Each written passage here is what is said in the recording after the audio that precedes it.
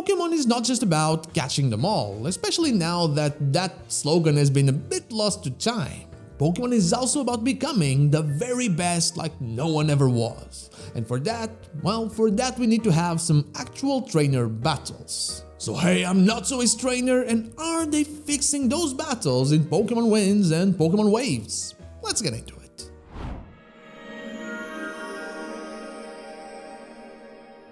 Trainer battles in Pokémon were, for a long time, the kind of thing that didn't really change much. Sure, we can talk about them being harder or easier, and I will on a future video, but that's about it. When two trainers' eyes meet, a battle needs to take place. That was until Pokémon Scarlet and Pokémon Violet. The first open-world Pokémon games took away mandatory trainer battles completely, making all non-story ones optional, meaning you could just literally spin around the trainer and they wouldn't do anything about it.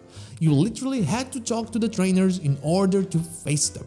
I didn't like that. I really didn't. I barely faced any trainers because I had to stop and talk to them. I like being caught. I also understand that with Pokémon Scarlet and Pokémon Violet being open world games, it was meant for you to just not have to stop. You always had to be moving. You even have the auto battle feature, which was actually fine. But by removing those moments where you have to stop and look at the trainer and be like, okay, how do I get from here to there without having to battle that trainer? How do I avoid it? And then how do I make sure that my team is fine after this trainer to battle that next one that I also cannot avoid? They removed the little thing that kinda makes Pokemon Pokemon. In Pokemon Legends ZA, trainer battles were handled differently and in a way that I feel can be half used for a classic series Pokemon game.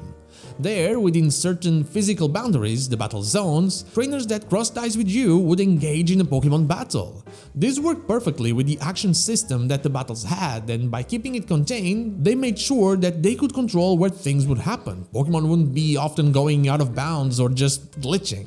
Of course, the part that I believe could be used in a classic series would be the one where the trainer sees you and they engage in a battle, while the one where it's limited to a physical boundary, a specific area, that should be kept away. I mean, it worked in Pokemon Legends ZA and it is an open world as well, but it is confined to a city, while the new one is going to be in an actual region. Winds and Waves will be happening inside an open region. And that's why we should look more at Paldea as a place that was also an open region but had many issues apart from the technical ones, and one of the biggest ones, if not the biggest one, was that there was really nothing much to do besides run around in open areas. There were areas where there was no specific terrain that would really force you to go a certain way or another, or a trainer that you had to avoid because your team was low or something else. Especially since your team doesn't really get low anymore, but that's a topic for another video. In Pokémon Winds and Pokémon Waves, at least from what we have spotted so far, it seems to be a bit more varied in terms of its environment, especially with the mention on the website of obstacles, meaning that your path will be blocked from time to time, which also means that you won't be able to just move as you please on open fields, something you kinda did all the time in Pokémon Scarlet and Pokémon Violet. And this is the perfect situation to have trainers that force you into a battle. There would be nothing worse than being on a narrow passage with a trainer in front of you and not having any alternative way around it because there were obstacles you couldn't yet destroy or cross, but when you go in front of that trainer, the trainer just goes like, yeah, sure, go ahead, you know, not stopping you. It would make no sense with everything we were taught about Pokemon for over 25 years until Pokemon Scarlet and Pokemon Violet.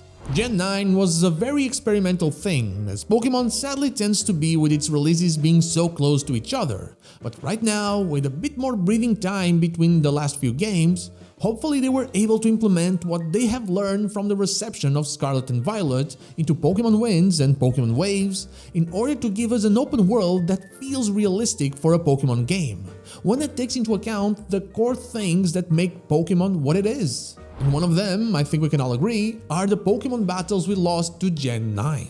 Yes, stopping can be a bit frustrating during an open world experience, but I'd rather be stopped and face a battle than just run around with nothing to challenge me in my exploration and, well, let's be honest, not having much to explore anyway.